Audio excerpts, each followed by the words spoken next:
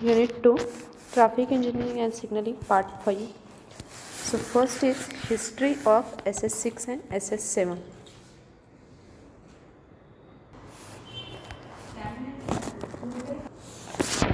So first point is History of SS6 and SS7. The CCITT developed a digital signaling standard called a Signaling System 6. The SS6 was based on the packet switch proprietary data network. It uses 2.4 kbps data link to send the packets of the data to distant switches to a request service. Now SS7 began the deployment in 1983, was initially used for inter-office network, but now it is deployed in local central offices. It provides a global standard for call setup, routing, control and database access.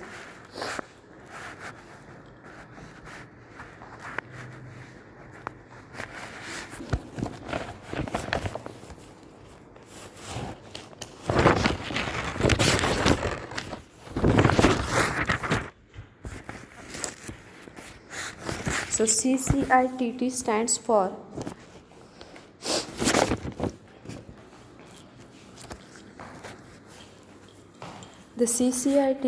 stands for Consultative Committee for International Telephony and Telegraphy.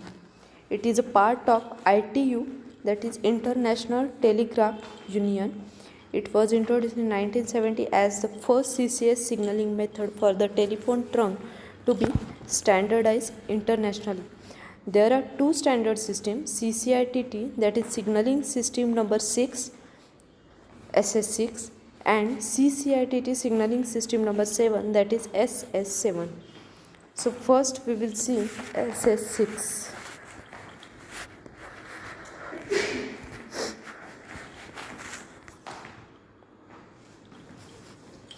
The CCITT Signaling System number 6, that is SS6.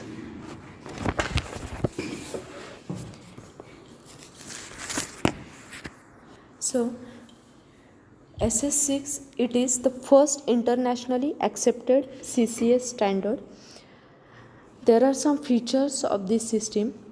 First feature is it is designed for analog network. Second is its bitrate is 2.4 kbps and 4.8 kbps.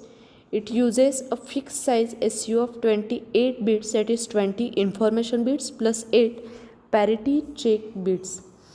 The SUs are grouped into blocks of 12 each, and the last SU is an acknowledgement unit.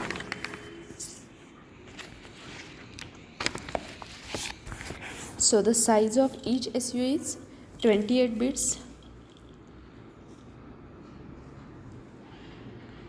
Each block of the SU has a sequence number as a part of error detection and correction.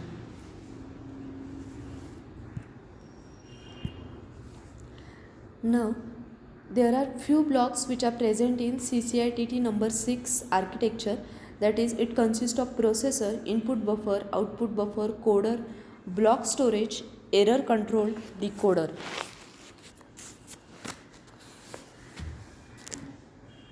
Now what is the use of processor? Processor, it manages the call control within the exchange and it passes appropriate message to the output buffer. Second is next block is output buffer.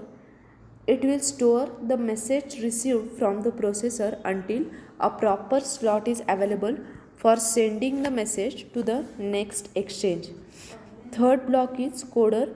It adds 8 parity bits to the received message for further error detection and correction purpose.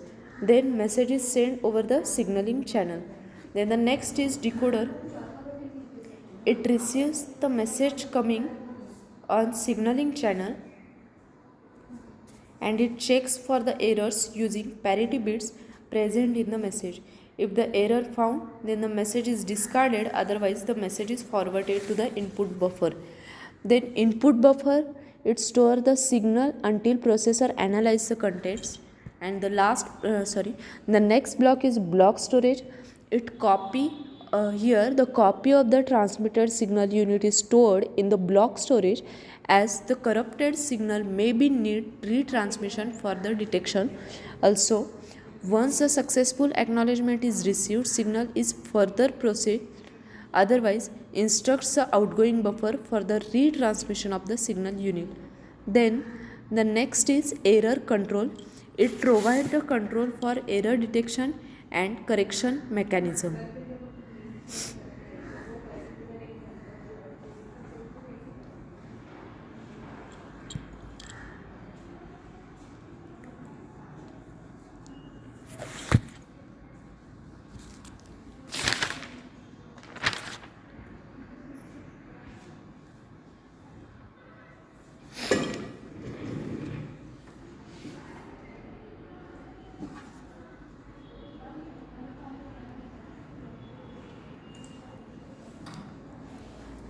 Then next is SS7, that is CCITT signaling system number 7.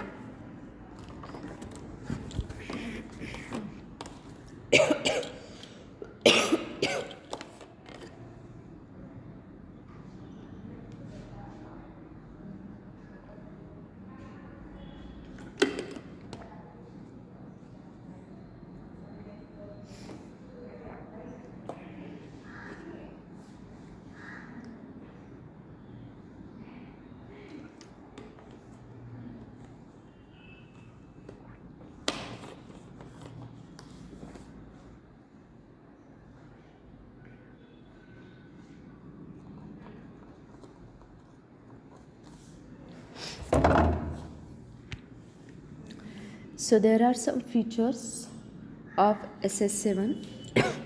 First feature is it is used in various telecommunication service like telephony, data, images and video. It is suitable for analog as well as digital exchanges. Third feature is it is suitable for both terrestrial as well as satellite link. Next feature is it is flexible and faster. Next feature, high reliability of the message transfer. Next, application dependent transmission mechanism, internationally accepted standard. And the last feature is processor friendly structure of message. So SS7 has been designed to be an open-ended CCS standard that can be used over a variety of digital circuit network. It is most commonly used common channel signaling scheme used in ISDN. It is optimized for 64 kbps digital channel network. It is suitable for analog channel and at speed less than 64 kbps. It is reliable means of transfer of information in sequence. Here point-to-point terrestrial and satellite link. Although the network being controlled is circuit switch network, the control signaling is implemented using a packet switching technology.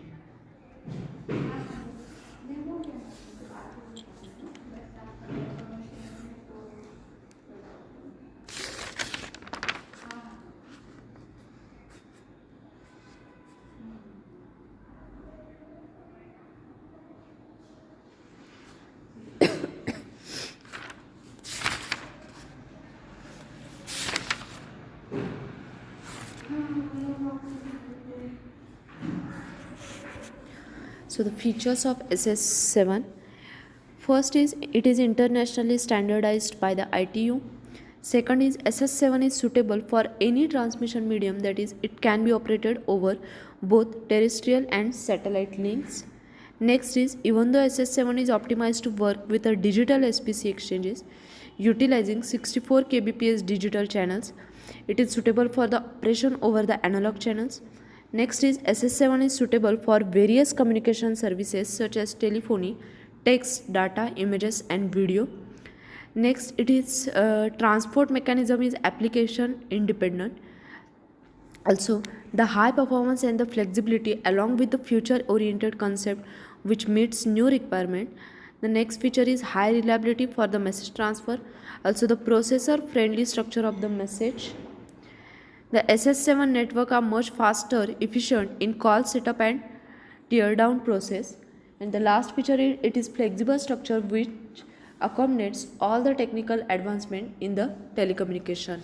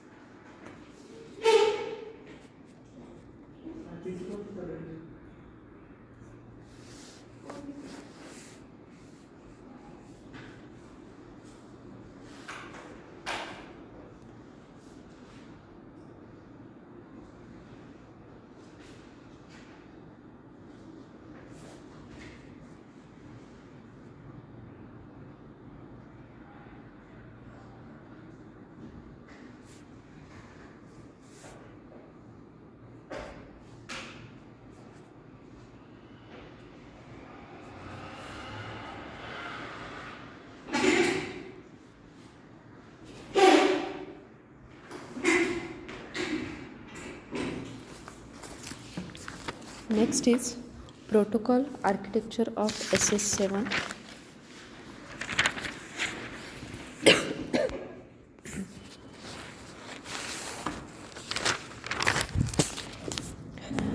The hardware and the software functions of the SS7 protocol are divided into functional abstractions called levels. The SS7 uses a 4-layer protocol stack that loosely maps to the Open System Interconnect, that is OSI, the 7-layer model defined by the International Standard Organization ISO. These protocols provide different services depending on the use of signaling network.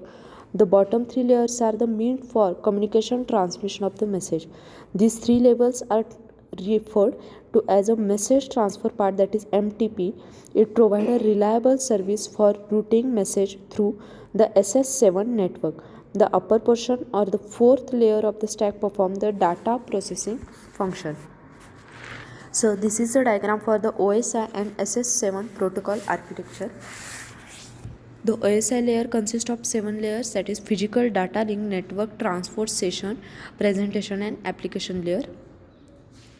And the SS7 protocol, it consists of level 1 to 3 and level 4. In level 1 to 3 there are MTP level 1 to 3.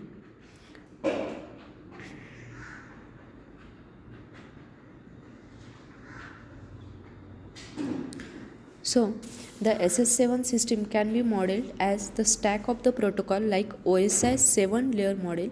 The layers are called the levels in it.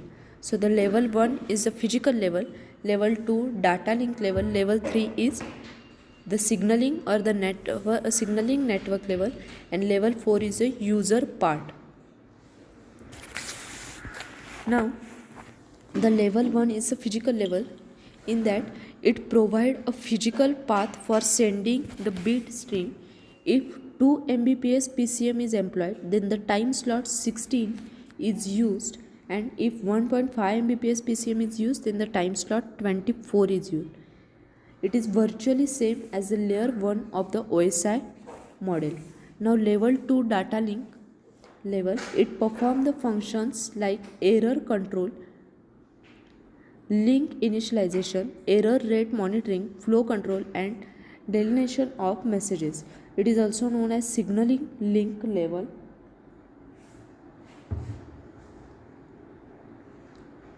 Now the level 3, the main purpose of this is to convert a potentially unreliable physical link into a reliable data link. It resembles the data link layer of OSI model, that is MTP level 2. Now the next is level 3, that is the signaling network level. That means MTP level 3 in this diagram. It provides the functions required for the signaling network. It is related to the message handling and the network management. The message handling involves message discrimination, message distribution function, and routing. Now, what is message discrimination? These functions determine the destination code in the address label to identify whether the message is local or the remote. If the message to the remote destination are passed to the message routing function for further processing, it is needed only in STP, that is single transfer point. Then the message distribution functions, it provide link, route, and traffic management functions. Now, what is link management? Link management means it uses link status signal unit to notify adjacent nodes of the link problem, that is link failure or degradation. Then the route management means this function provide a path for rerouting traffic around failed or congested nodes. It works along with the link management. It notifies other nodes about the status of the affected node. Now the next is traffic management. It provides the flow control in case of node congestion. It deals with a specific user part within an affected node. Then the third message handling is routing, that is it is invoked by either discrimination function or by the local level 4 entity. The routing decision is based on the signaling link selection subfield. For example, 4-bit link selection subfield provides 16 different routes in the network. Generally, all control signal associated with same call will follow the same route. It ensures the sequence of control message at the receiver.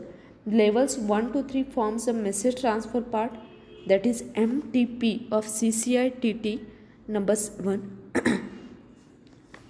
Now, the next is level 4, that is the user part. It consists of the processor for handling the service being supported by a signaling system. The MTP supports many different user parts.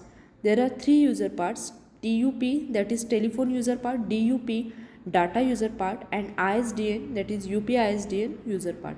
Now, what is TUP, telephone user part? It provides the response to the actions by the subscriber at a telephone.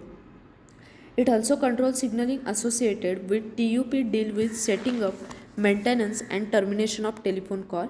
It is an analog protocol. Next is DUP, that is data user part. It deals with a necessary call control and facility registration and cancellation related messages. Third is ISDN. It deals with ISDN subscriber calls and related function. It also links the cellular and PC's network to PSTN. Then the next is SCCP in SS7. SCCP, that is signaling connection control part. It is added to the level 3 to make it completely compatible with level 4. The SCCP and MTP together are known as NSP. So, which is shown in the diagram, that is network service part. The main functions are to enhance the limited routing of layer 3, to improve the message distribution function, and to increase the addressing capabilities of level 3. It is equivalent to network layer of OSI model. Next is ISP. So intermediate service part, it performs the function of layers 4 to 6 of OSI model. Next, TCAP in SS7. TCAP means transaction capabilities application part. It performs the functions of layer 7 of OSI model. It defines the messages and protocols which are used to communicate between the application in nodes. Then the high level. Now this diagram shows the signaling units.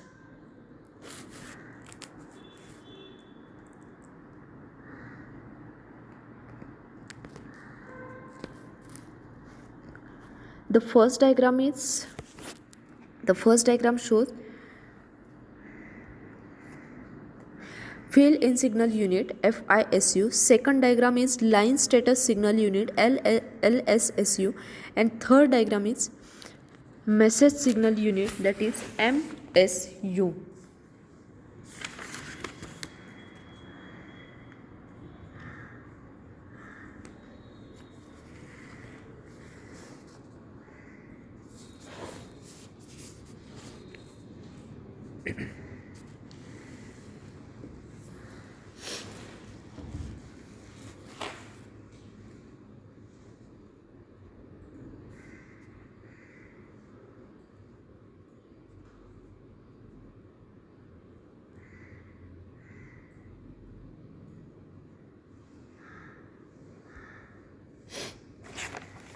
So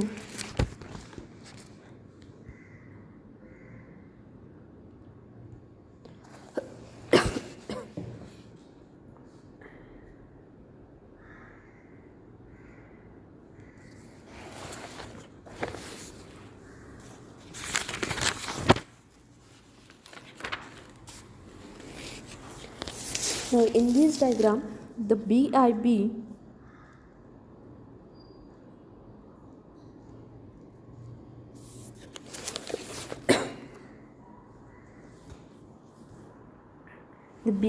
is backward indicator bit, BSN is backward sequence number, FIB is forward indicator bit, FSN is forward sequence number, LL is length indicator, SF is status field, SIF is signaling information field, SIO is service information octet.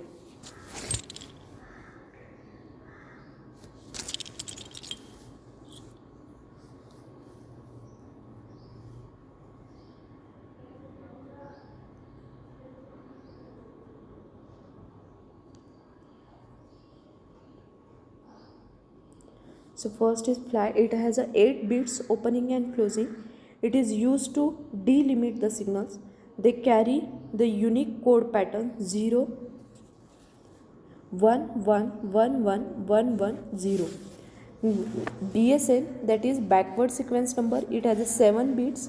It provides acknowledgement for signal units by a remote signaling point.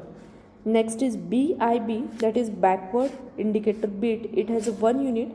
It is to show negative acknowledgement. It is done by inverting BIB bit, which is then remain unchanged for all subsequent positive acknowledgement. Then FSN, that is forward sequence number. It has 7 bits. It identifies the SU using modulo 128 count. Then FIP bit, it is forward indicator bit. It has a 1 bit. It notifies regarding retransmission by inverting the bit. Next, length indicator, that is LI. It has a 6 bits. It provides length of the following information field. SIO is service information octet. It indicates appropriate user part for the message. Next, SIF signaling information field. It may occupy maximum 272 octet and it contains information to be transmitted. And check, it has a 16 bits. It is CRC code.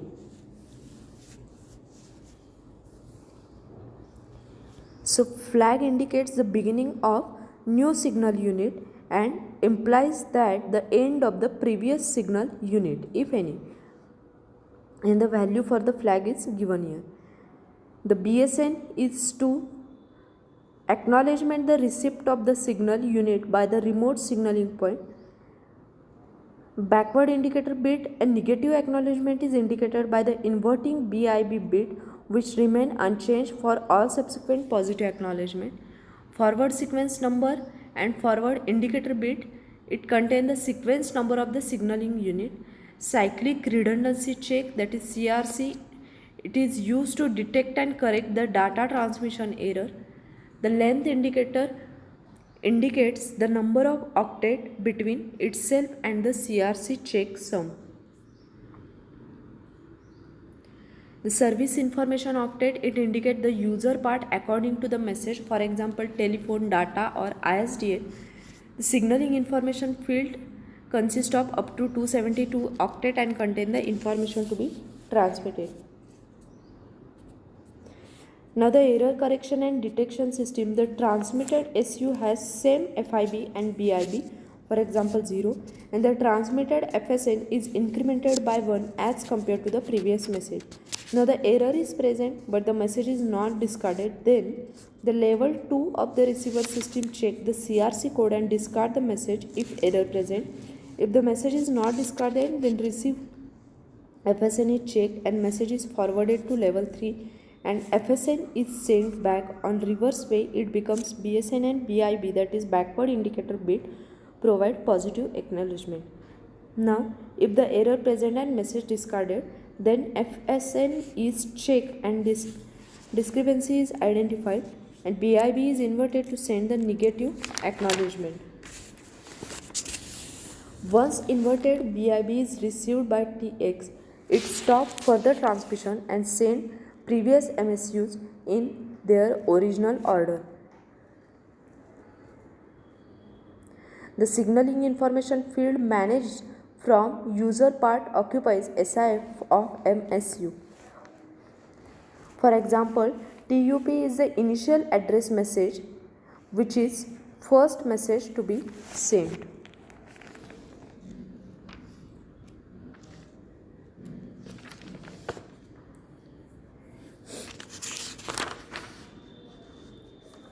In high-level data link control protocol, that is HDLC, this is level 2 protocol. The frame structure of this HDLC consists of opening flag, address, control, information, CRC, that is check, closing flag. This frame consists of the number of packets of the message. The frame shows the fields like flag, address, control, information, check and flag, that is closing. Now flag, opening flag, it has 1 octet, that is it is of 8 bits. It is unique combination of binary digit 0, 1, 1, 1, 1, 1, 1, 0. If the message has the same digit, then there is a possibility of misinterpretation. To avoid this, the technique is called 0-bit insertion and deletion, that is bit stuffing and unstuffing respectively is carried out. Then address, it can be of 8 bits or more, so 1 or 2 octets, it contain the address information. Next is control bit, it can be of 8 or 16 bits. It define the frame type, that is control or data frame. It is a protocol dependent. Next is information, it may vary in length. Next is a check.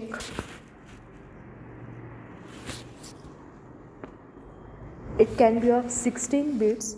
It contains 16 bits generated as a cyclic redundancy check code. It is used for the error detection mechanism. Next is flag, which is for the closing. It also consists of 8 bits. After 5 consecutive ones, a 0 is inserted by the sending terminal. The receiving terminal deletes any 0 which occurs after 5 consecutive ones. This is a method of restoring original message. Next is the signal unit. Information to be sent is structured by the level 2 into signal unit. The signal units based on HDLC protocol are message signal unit, link status signal unit and fall in signal unit, which is seen earlier.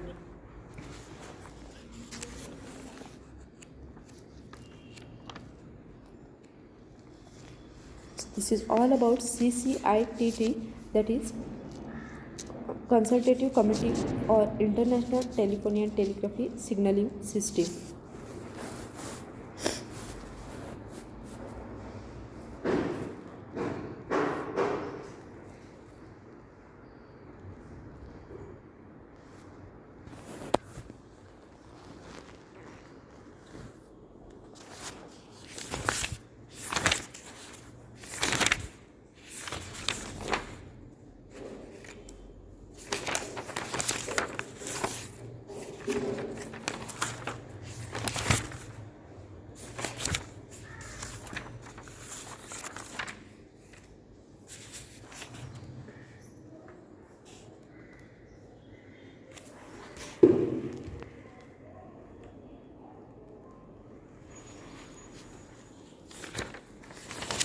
There is one more concept, that is digital customer line signaling. Digital transmission is used on customer's line to provide access to an ISDN. Each line may give access to several terminals on customer's premise. The CCS is used to serve them. Two B channels 64 kbps and one D channel, that is 16 kbps, is used to provide basic rate access. The primary rate access provide 30 channel for 2 Mbps network and 23 channel for 1.5 Mbps network together with 64 kbps D channel. The CCITT has defined DSS1, that is Digital Subscriber Signaling System number 1.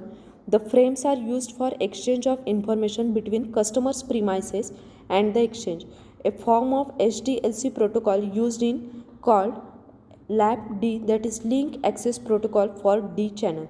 The frame format of LAPD consists of flag, address, control, data, check and flag.